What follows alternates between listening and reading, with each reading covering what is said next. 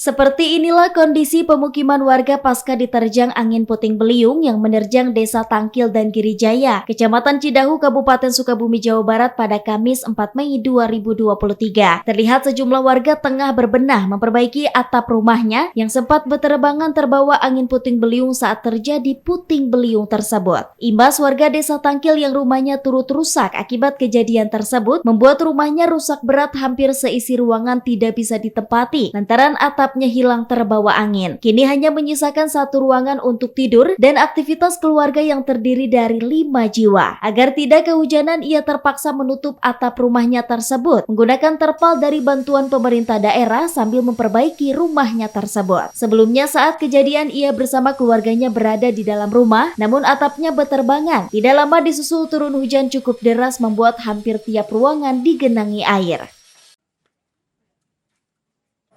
Pas hujan tuh gimana kondisi dalam rumah? Ya hancur lah. Apakah Pada bocor semuanya. Pada bocor ya? Banjir. Masuk air ya? Ya masuk air. Nah, kalau sekarang kondisi rumah tuh gimana? Maksudnya ibu sekarang tidur di mana atau tinggal di mana? Pasti tidur di sini sih, di atasnya ditutup pakai terpal.